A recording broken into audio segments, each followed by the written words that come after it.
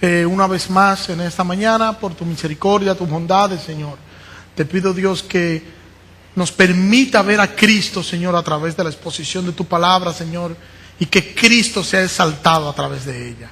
Glorifica tu nombre, Señor, en esta mañana, y ayúdanos a nosotros, Señor, a traer y a ver, Señor, las verdades pertinentes, Señor, que tú quieres que observemos, Señor, en esta mañana sobre de tu palabra, Señor. Te pido que nos guíe, Señor, en esta exposición y que nos haga ver, Señor, tu voluntad, Señor, en el nombre de Jesús. Amén. En esta mañana queremos ver la parte que nos resta. Dijimos nosotros con relación a lo que estamos tratando,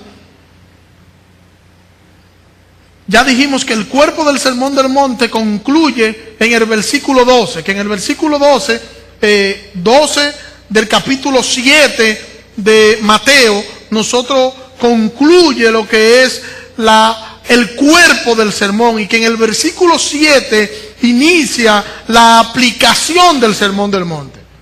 Y dijimos que empezamos con dos advertencias para aquellos que quieren entrar por la puerta estrecha. Dos advertencias para aquellos que quieren entrar. Y luego para que puedan evitar el peligro, eso que quieren entrar, son esas dos advertencias. La primera advertencia: cuídense de los falsos profetas. Versículo 14, guardaos de los profetas, de los falsos profetas que vienen a vosotros vestidos de oveja, pero que por dentro son lobos feroces o lobos rapaces. Esa es la primera advertencia. Cuídense de los falsos profetas si ustedes quieren entrar por la puerta estrecha. Y la segunda advertencia es que nos cuidemos de nosotros mismos del peligro de ser un falso profesante. Versículo 21 y versículo 22 y 23. No todo el que me dice Señor, Señor entrará en el reino de los cielos, sino el que hace la voluntad de mi Padre que está en los cielos. Muchos me dirán en aquel día: Señor, Señor, no profetizamos en tu nombre no echamos fuera demonios, y en tu nombre hicimos muchos milagros. Entonces yo les declararé: nunca os conocí, apartados de mí, hacedores de maldad. Y dijimos en torno a ese texto, citando a William MacDonald, que el Señor advierte en contra de aquellos que profesan falsamente reconocerle como Salvador, pero que nunca han sido convertidos. Y dijimos que esta gente basa su fe en un mero conocimiento intelectual, y ellos dicen: Señor, Señor. Y que este Señor, Señor indicaba una cercanía o una intimidad de acuerdo a lo que es la cultura judía. Y que nosotros podemos decirlo de la siguiente manera: no todo el que crea tener una relación con el Señor entrará en el reino de los cielos. Al reino de los cielos entran los que practican las palabras del Señor, no lo que dicen hacer algo, sino lo que hacen. Y estas personas de nuestro texto, estas personas de este texto, eran personas, como ya vimos, que tenían dones, eran personas que estaban en las iglesias, eran personas que en el nombre de Jesús echaban fuera demonios, eran personas que tenían unos dones extraordinarios, eran dones totalmente visibles, pero el Señor le dice al final del camino: apartado de mí, yo no te conozco, hacedor de maldad. Es verdad que tú predicabas en mi nombre, es verdad que tú hacías milagros en mi nombre, es verdad que tú hacías todo eso en mi nombre, pero tú eras un falsante, tú tenías una falsa esperanza, porque tú no eras un genuino ni un verdadero creyente. Dijimos que muchos van a llegar en aquel día con una falsa esperanza, convencidos de que ellos van a entrar al reino de Dios simplemente porque asisten a una iglesia, porque asisten a los cultos de oración, porque tienen dones, porque predican la palabra, porque hacen señales y prodigios. Sin embargo, el Señor le dirá a ellos: apartaos de mí, hacedores de maldad, yo no lo conozco.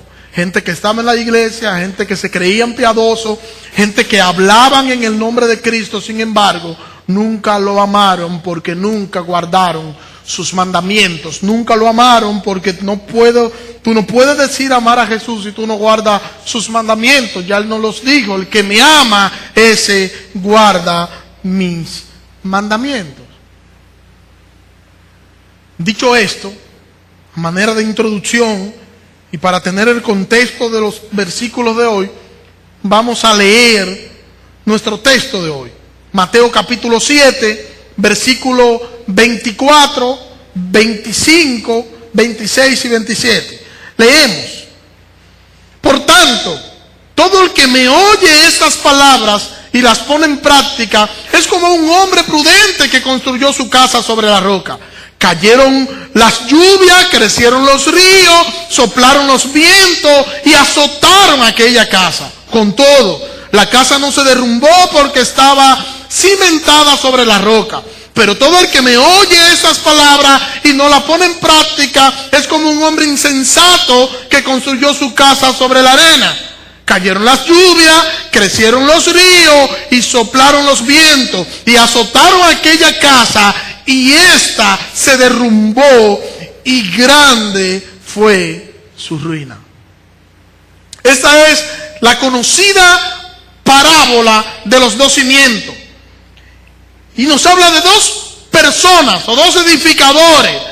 Y esos dos edificadores edificaron una casa. Uno tenía mucha prisa y como tenía mucha prisa no se detuvo a considerar el terreno. Y otro, sin embargo, consideró el terreno e hizo una base sólida para su construcción. Estudiando este texto, yo me encontré con esta aplicación o esta interpretación que le voy a decir a continuación. Oiga esto. Oiga esta interpretación de esta parábola.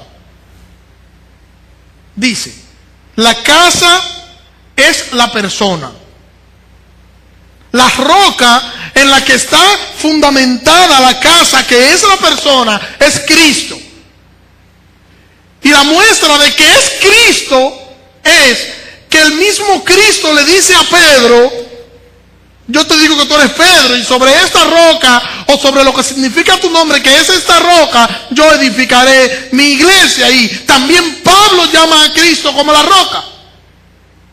Entonces, vemos dos personas, una que confió en Cristo y que puso su vida sobre la roca, que es Cristo, y otra que confió en sí mismo y en sus buenas obras para salvación. O sea, estamos viendo a una persona que es cristiano y como es cristiano, puso en Cristo el fundamento de su fe, y estamos viendo a otra que no es cristiano y que puso en sí mismo y en su propia prudencia el fundamento de su vida. Yo le pregunto a ustedes, ¿Cristo es la roca de la salvación de ustedes? ¿Es Cristo la roca de su salvación? Amén. Primero de Corintios capítulo 10, versículo 2, dice, todos en Moisés fueron bautizados en la nube y en el mar. Todos comieron la misma comida espiritual. Versículo 4, todos bebieron la misma bebida espiritual, porque bebían de la roca espiritual que los seguía, y la roca era Cristo. Primera de Pedro capítulo 2 versículo 3, puesto que habéis probado que el Señor es bondadoso, acercándoos a Él la piedra viva, que fue ciertamente rechazada por los hombres, pero delante de Dios es elegida y preciosa. También vosotros sed edificados como piedra viva en casa espiritual para ser un sacerdocio santo, a fin de ofrecer sacrificio espiritual agradable a Dios por medio de Jesucristo. Por esto contiene las escrituras, he aquí pongo en Sión la piedra del ángulo, escogida y preciosa, y el que cree en Él jamás será avergonzado.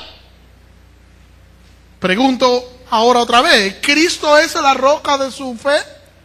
¿Cristo es la roca de su salvación? ¿Es Cristo la roca de tu vida? Sí, es verdad. Cristo es la roca de nuestra vida. En Cristo está fundada nuestra vida, pero eso no es lo que dice el texto. Eso no es lo que está hablando nuestra parábola. Entonces yo quiero que veamos qué enseña la parábola para que podamos extraer algunas verdades de ella, tomando en cuenta esto que ya acabo de decir. Jesús está hablando en esta parábola de los falsos profesantes, de aquellos que tienen una esperanza falsa, aquellos que se autoengañan a sí mismos. Y recordemos que este texto pertenece a lo que es el Sermón del Monte que estamos tratando. Y hemos dicho en un sinnúmero de ocasiones que el Sermón del Monte está dirigido a los cristianos. Y si el Sermón del Monte está dirigido a los cristianos, a los seguidores de Cristo, no podemos decir en la parte de la aplicación que la aplicación entonces está dirigida a los inconversos y a los creyentes, y todo el cuerpo del sermón está dirigido a los creyentes. No todo el que me dice Señor, Señor entrará en el reino de los cielos, sino solo el que hace la voluntad de mi Padre que está en los cielos. Eso es lo que Jesús está hablando, y esta parábola es una ilustración de eso que Jesús está hablando en el versículo 21. Es una ilustración de lo que Jesús empezó en el versículo 21. Esta parábola entonces pasa a darnos una ilustración algo ampliada de la enseñanza que Jesús nos está dando en estos versículos bíblicos. Y la parte central de esta parábola, es la obediencia. Tenemos aquí dos personas, tenemos aquí dos cimientos, dos constructores, tenemos dos casas o tenemos dos cimientos. Y entonces, si descartamos lo que dije al principio, entonces ¿qué son estos cimientos? Este cimiento que es la roca a la que hace referencia nuestra parábola. Bueno, tenemos que decir y llegar a la conclusión de que el cimiento no es más que la profesión de fe, no es más que la palabra de Cristo. Y es la palabra de Cristo la roca o el cimiento de nuestra parábola. Mire cómo dice el versículo 24.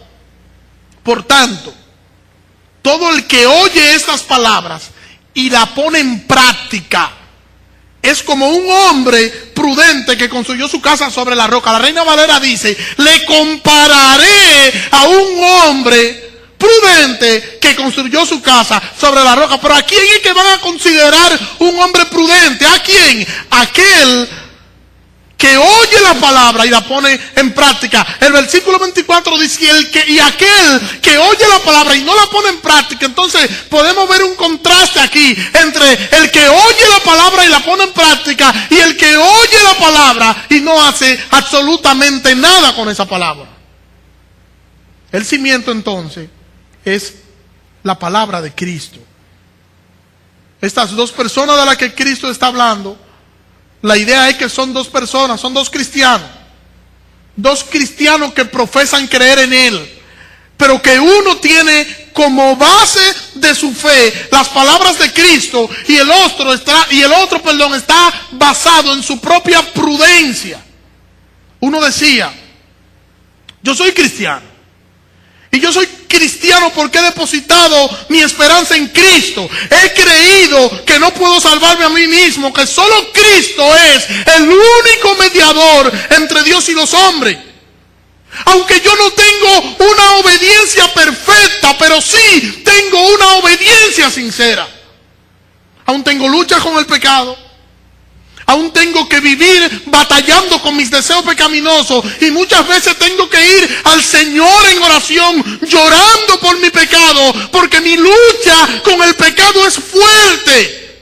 Y algunas veces he caído en mis malos pensamientos, he caído en mis malos deseos, y he tenido que ir y he tenido que remontarme a Mateo capítulo 5, allá cuando empezamos en la bienaventuranza. Bienaventurado aquel hombre, bienaventurado aquel creyente, bienaventurado aquel cristiano que reconoce su condición pecaminosa. Bienaventurado aquel hombre que reconoce su condición pecaminosa, que reconoce su miseria ante Dios, porque ese hombre que reconoce su pecado, que reconoce su miseria, que reconoce lo que es, ese hombre verá a Dios.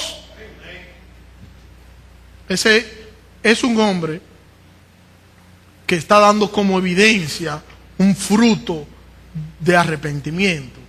Sin embargo, el otro hombre de nuestra parábola dice y reconoce que es cristiano, dice: yo soy cristiano. Yo soy cristiano porque yo creo en Cristo. Yo soy cristiano porque yo voy a la iglesia, yo voy a la célula, yo voy a los estudios bíblicos, yo traigo las primicias, yo creo que la Biblia es la palabra de Dios, yo soy cristiano y voy al cielo. Sin embargo, si se dan cuenta, la visión de uno y la visión del otro no son las mismas. Son dos hombres que se parecen tanto que pueden confundirnos.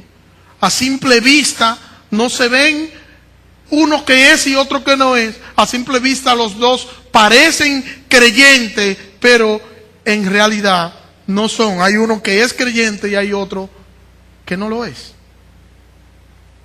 Y quiero que veamos la similitud de estos dos hombres, o de estos dos constructores, o de estos dos grupos, como queramos decir.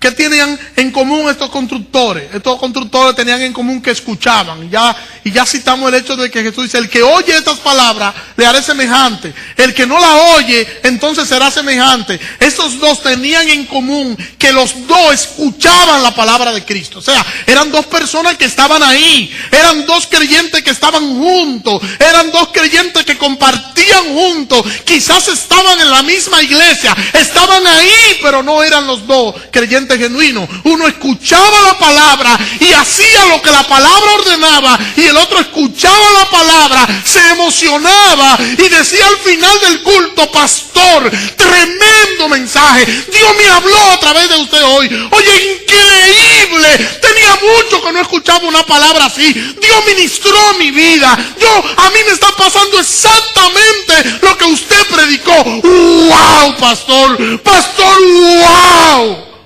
Y cuando salen de la puerta de la iglesia, que van rumbo a su casa, inmediatamente olvidan todo lo que se predicó, porque su corazón no está en agradar a Dios, sino está en agradarse a sí mismo.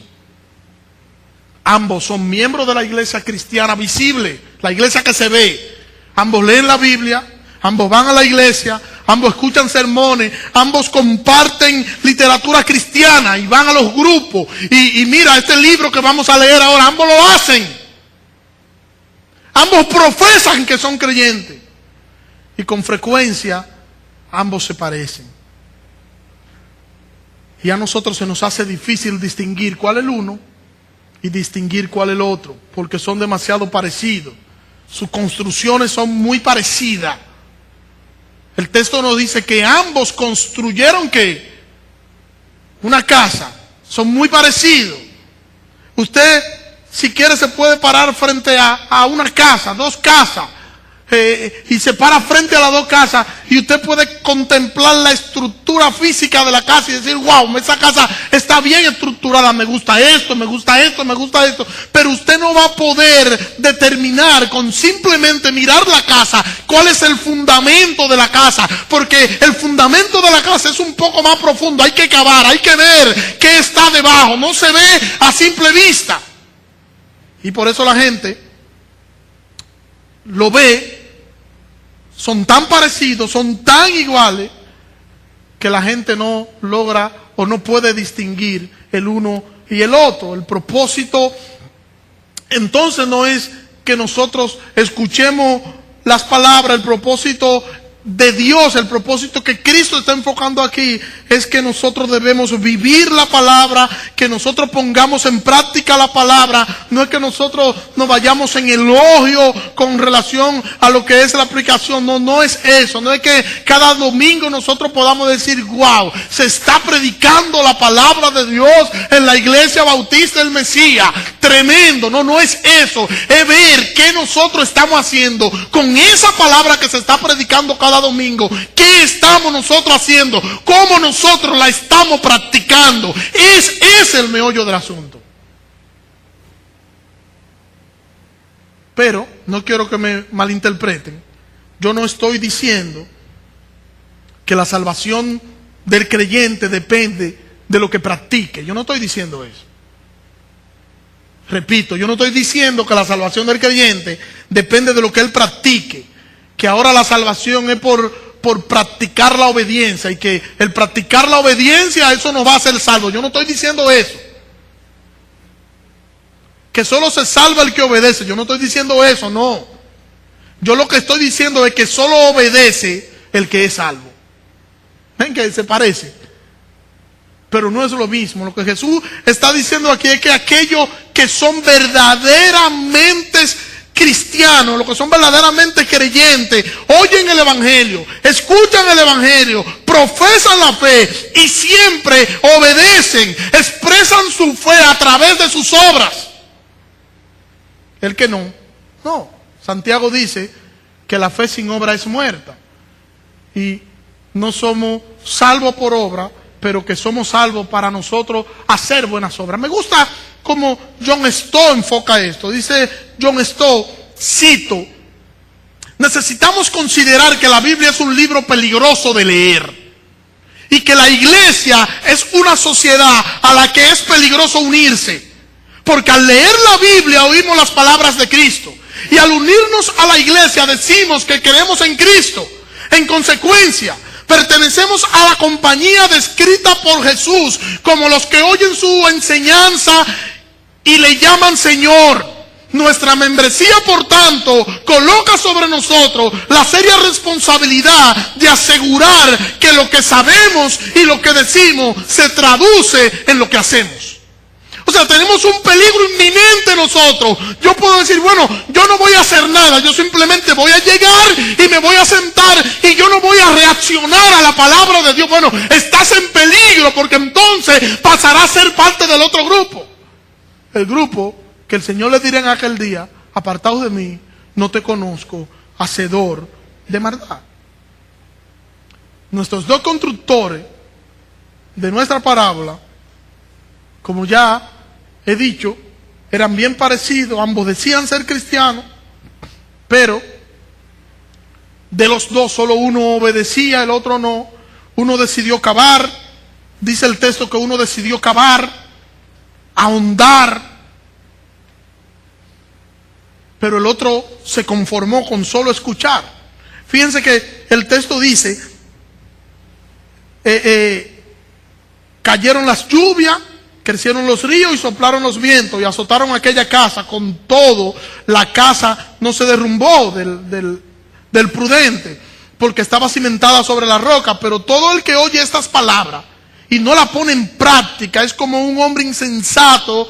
Fíjense el cómo, el símil, la comparación, que ese cómo es una comparación para... Jesús dará a enseñar en la parte central de la parábola que Jesús está hablando de la obediencia, del practicar la palabra de Dios. Y está hablando de uno que escucha, está hablando de uno que hace. Uno que escucha y hace, y otro que escucha y no hace nada. Y el Señor está poniendo en alerta el peligro que tienen estas personas que simplemente escuchan y no hacen. El prudente y el insensato, ambos escuchan la palabra de Dios, uno la pone en práctica y otro no. Ambos edificaron una casa. Como ya dije, su casa es su profesión de fe. Ambos decían creer en Cristo, decían tener a Cristo como refugio.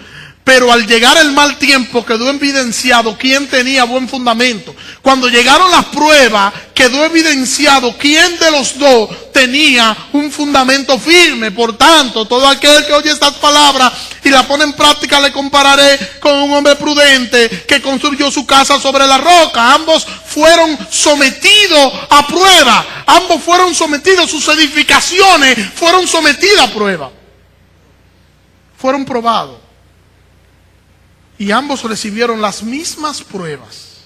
Si usted analiza el texto, se va a encontrar que dice: descendieron lluvia, azotaron río, vinieron vientos. Ambos recibieron las mismas pruebas, pero los cimientos eran diferentes. Fue probada la prueba de ambos, la base de ambos, la fe de ambos. Y el que tenía buen fundamento resistió, y el que no tenía buen fundamento, entonces tuvo una gran ruina. Llegó la crisis, se levantaron los vientos, llegó la prueba. Mira como dice Lucas 8, Jesús explicando la parábola del buen sembrador, dice a la altura del versículo 13, ya cuando los discípulos le preguntan porque ellos no entendieron tampoco, y Jesús le está hablando de la explicación de esta parábola, y entonces en el versículo 13 dice Jesús: los de sobre la roca son los que cuando oyen reciben la palabra con gozo, por eso no tienen raíz, por un tiempo creen y en el tiempo de la prueba se apartan. Fíjense qué tan parecido son esto a lo de nuestra parábola. Lo de nuestra parábola, cuando llegaron las pruebas, cuando fueron probados, entonces se fueron porque no tenían fundamento.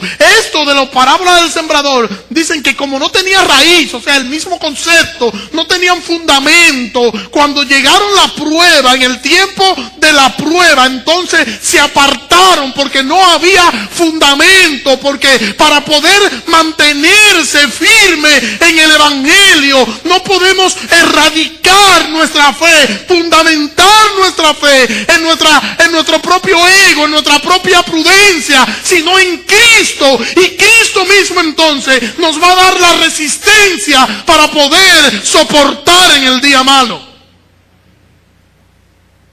Están ahí sentados en la misma iglesia, cantando coro, cantando las mismas canciones, aplaudiendo juntos, hasta que llega la prueba. Y el día que llega la prueba entonces los divide. Y yo pregunto, ¿somos nosotros probados? ¿Somos nosotros como creyentes probados? Claro. ¿Son probados los verdaderos creyentes? ¿Es probada la iglesia? Quiero citar a unos textos rápidos. Santiago capítulo 1, versículo 12. Dice: bienaventurado el hombre que persevera bajo la prueba, porque cuando haya sido probado recibirá la corona de la vida que Dios ha prometido a los que le aman. Bienaventurado el hombre que persevera bajo la prueba. ¿Es probado el creyente? La gente de nuestro texto, al momento en que fueron probados, salieron corriendo y se fueron, porque no tenían un buen fundamento, porque su fundamento era hueco. En cambio, el otro grupo o el otro edificador estaba fundamentando su fe en Cristo, en su palabra, y no solamente escuchaba, sino que también hacía y pudo resistir en el día malo. Primera de Pedro capítulo 2 dice: bendito sea el Dios y Padre de nuestro Señor Jesucristo, quien según su grande misericordia nos ha hecho nacer de nuevo para una esperanza viva por medio de la resurrección de Jesucristo de entre los muertos, para una herencia incorruptible, incontaminable e inmarchitable, reservada en los cielos para vosotros, que sois guardados por el poder de Dios mediante la fe, para salvación preparada para ser revelada en el tiempo del final. Versículo 6: en esto os alegráis, a pesar de que por ahora, si es necesario, estéis afligidos momentáneamente por diversas pruebas, para que la prueba de vuestra fe, más preciosa que el oro que perece, aunque sea probada con fuego, sea hallada digna de alabanza, gloria y honra en la revelación de nuestro Señor Jesucristo. Está diciendo el apóstol Pedro nuevamente aquí que nosotros vamos a pasar por diversas pruebas, que nosotros vamos a pasar por diversas tribulaciones, que vamos a ser embestidos por diversas crisis, por diversas situaciones, pero que al final, como estamos fundamentados en Cristo,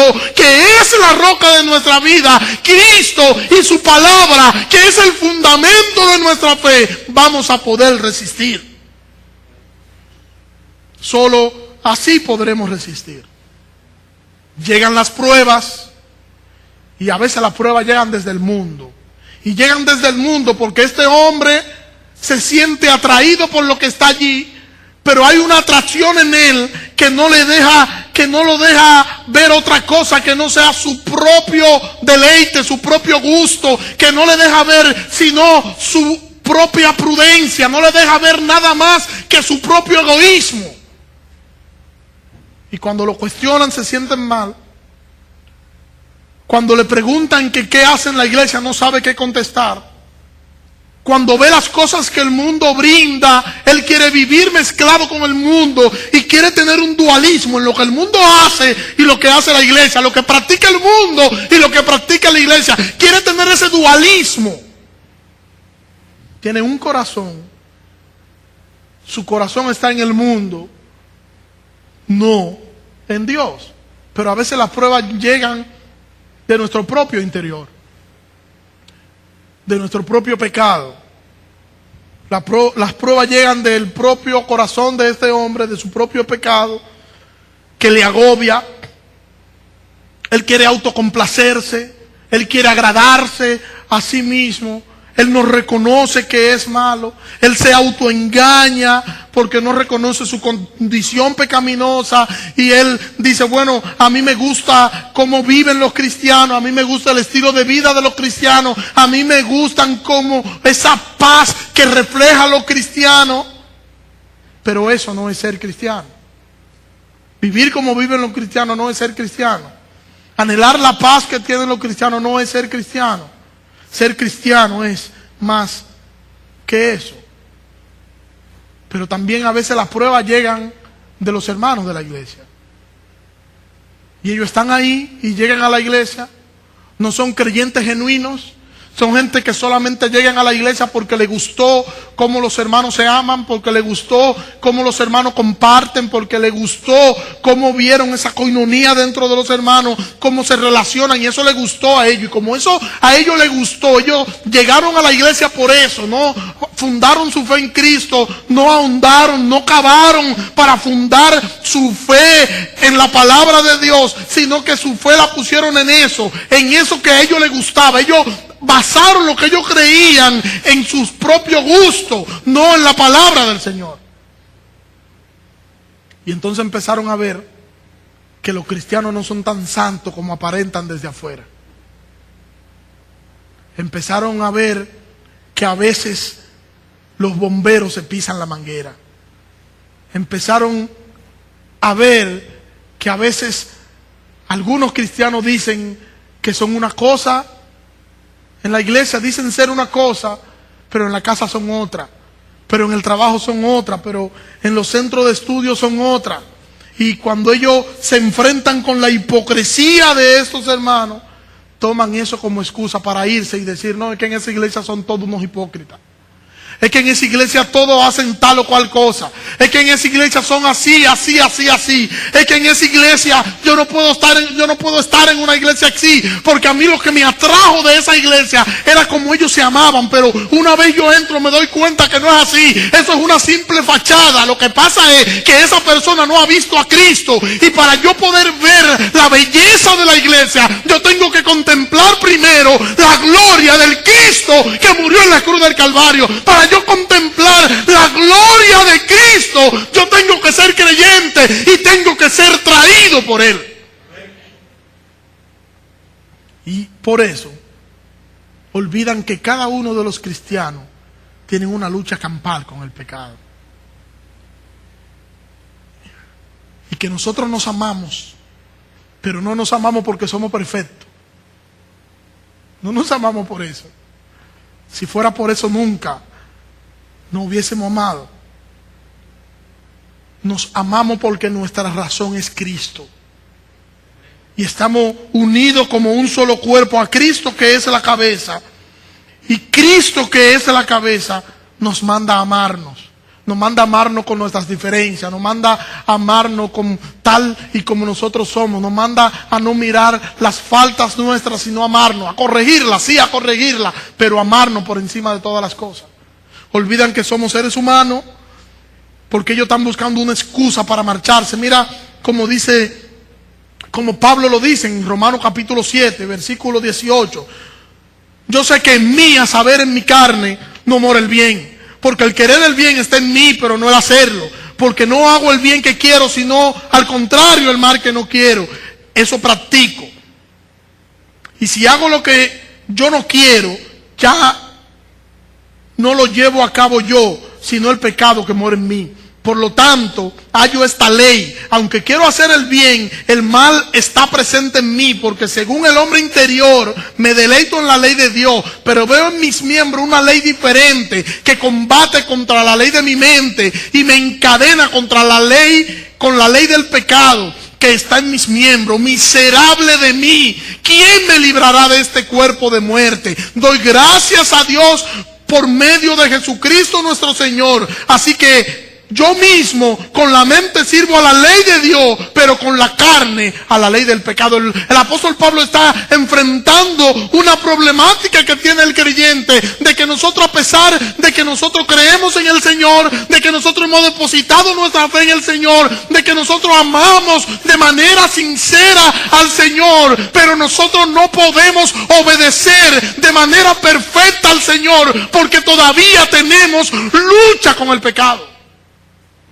El único que pudo tener una obediencia perfecta fue Cristo. Ninguno de nosotros logrará una obediencia perfecta, pero sí una obediencia sincera. Y la obediencia sincera es aquella que reconoce su condición, que sabe cómo es, que se conoce a sí mismo y que sabe que en cualquier momento puede cometer cualquier falta, y a la hora en punto de cometer esa falta, entonces va a Dios con dolor, humillado, y ese pecado le produce dolor. Ese pecado le produce algo que, en vez de alejarlo a Dios, lo acerca, porque reconoce que es un pecador miserable. Por tanto, todo el que me oye estas palabras y la pone en práctica es como un hombre prudente que construyó su casa sobre la roca. Es de suma importancia que nosotros nos examinemos, que nosotros examinemos nuestra profesión y que nosotros tengamos claro cuál es el fundamento de nuestra fe. Es de suma importancia no solo que tú escuches el mensaje. El llamado no es a escuchar el mensaje, el llamado no es a venir cada domingo a escuchar el mensaje y salir después y volver el otro domingo. Déjame esperar el resumen que el pastor siempre da antes de iniciar para recordar de qué se habló. No, ese no es el propósito. El llamado es a que tú puedas practicar el mensaje. Al cielo van los que creen en Cristo, los que leen o los que escuchan la palabra y la ponen en práctica. Esos son los que van al cielo. Y quiero ir cerrando con esta pregunta: ¿qué tú haces con la palabra que escuchas cada semana? ¿Qué tú haces con la predicación que tú escuchas cada domingo? ¿Qué tú haces? ¿La escucha? ¿La contempla? Dice, sí, es muy cierto eso. ¿Qué hace para que esa palabra pueda cobrar vida en ti? Nada hay más peligroso que ser alguien que solo escucha la palabra de Dios. Nada hay más peligroso que solo ser una persona que escucha la palabra de Dios y no hace nada para corregir lo que la palabra de Dios le está mostrando, para ajustar su vida a la palabra de Dios, no ajustar la palabra de Dios a su vida. Porque el que hace eso, su vida corre peligro. Nosotros tenemos un llamado aquí en esta sección del Sermón del Monte a hacer un autoanálisis, a nosotros autoanalizarnos de manera individual y nosotros ver qué nosotros somos, qué nosotros estamos haciendo con la palabra de Dios. Si nosotros pertenecemos a esos que son prudentes, que escuchan la palabra de Dios y la ponen en práctica, o si nosotros simplemente somos de los que escuchamos la palabra de Dios y luego pasamos por alto lo que la palabra de Dios nos enseña. ¿Qué tú estás haciendo con la palabra de Dios? ¿Qué tú estás haciendo con lo que se predica cada domingo? ¿Cuál es tu posición con relación a la palabra de Dios? Por tanto, todo el que me oye esas palabras y la pone en práctica es como un hombre prudente que construyó su casa sobre la roca. Aquel que oye estas palabras y no la pone en práctica, le haré semejante a un hombre insensato que construyó su casa sobre la arena. ¿A cuál de estos dos grupos tú perteneces? ¿Al prudente que construyó su casa sobre la palabra de Cristo? ¿O pertenece a aquel que solamente es un oidor, que escuchó la palabra y no hizo nada con ella? El llamado de Cristo, reitero, es que tú puedas escuchar su palabra y la ponga en práctica. Ese es el mensaje de esta parábola en esta mañana. Un llamado a la obediencia, pero un llamado a la obediencia a través de yo practicar la palabra de Cristo. Señor, gracias. Gracias te doy en esta mañana, Señor. Gracias por las verdades, Señor, de esta parábola, Dios. Te pido que nos ayude, Señor, a nosotros vivir conforme a tu palabra. Ayúdanos, Señor, a nosotros practicar tu palabra, Señor. Que no seamos solo oidores, Señor. Que si hay alguno aquí en esta mañana, Señor, que no estaba haciendo nada con tu palabra, que simplemente escuchaba y no tomaba en cuenta la palabra para aplicarla a su vida y hacer conforme a ella, Señor, que tú pongas desde hoy en esa persona, Señor, el deseo de hacerlo, y que podamos ser una iglesia que practica tu palabra, Señor. Estoy convencido, Señor, que sin la ayuda del Espíritu Santo no lo podremos hacer. Ayúdanos, Señor, y dirígenos en esto. En el nombre de Jesús, Señor. Amén.